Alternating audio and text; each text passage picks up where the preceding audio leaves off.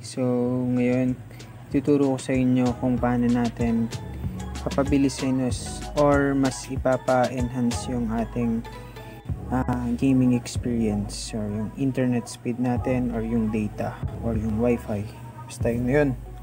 So, una, download nyo muna yung ating DNS changer. Nakikita nyo siya sa Google Play Store. Tapos, or dun sa description. So, ano nga ba yung DNS? So, ito yung DNS. Nag-research na ako kung ano yung may tutulong nun.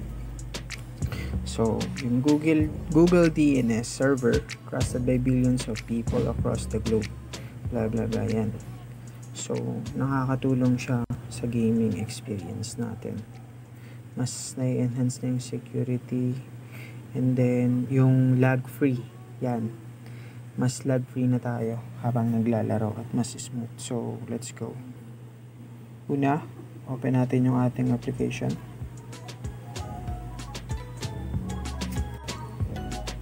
Tapos, check lang natin to. Accept. And then, back lang natin para hindi tayo guluhin yan. Continuous free pala. Yan.